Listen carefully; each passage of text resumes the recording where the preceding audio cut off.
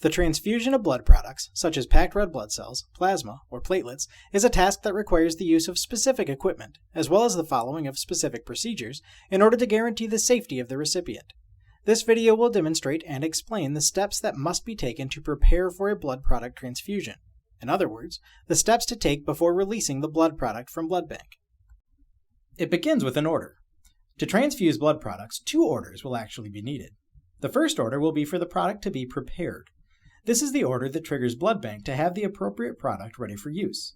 This does not give permission to administer the product to the patient. The second order is to transfuse the product. This is the order that gives the nurse the ability to administer the blood product. The nurse cannot administer a blood product unless there is an active order to transfuse that product.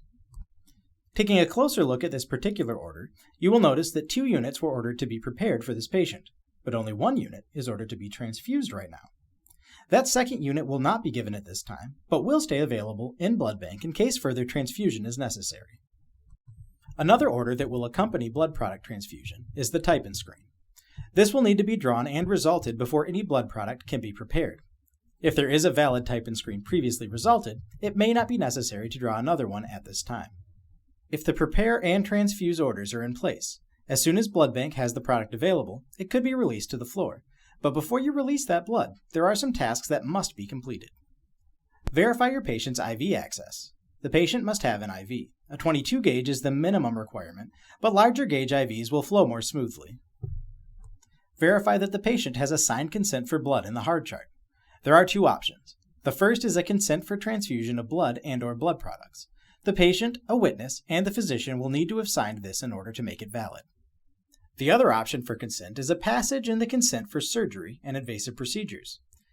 At the bottom of this form, there is a section for blood that states that the patient consents to a transfusion for the duration of this hospitalization. Check the patient's vital signs. Ensure everything is within expected ranges. If there are any concerns regarding the patient's vitals, consult with the physician before moving forward with the transfusion. Make sure these pre-procedure vitals are entered into Epic.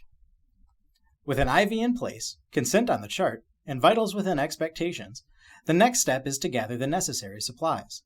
2 bags of saline will be needed. Small volume bags such as 100 milliliter or 250 milliliter bags are all that will be necessary for a blood transfusion. Normal saline is the only IV solution suitable for transfusion of blood products. For tubing, you'll need a primary tubing set and a secondary Y-type blood set. Next, set up the tubing for the transfusion. With one of the saline bags, prime the primary tubing. Then move to the secondary tubing. Before you begin, close all 3 roller clamps. There are 2 spikes on this tubing set. One has a red cap and the other a clear. The red cap covers the non-vented spike, and the clear has a ventilation port attached, identical to those found on the regular tubing sets. If you are ever administering anything through this set that comes from a rigid container, such as a glass bottle, you will need to attach it to the vented spike.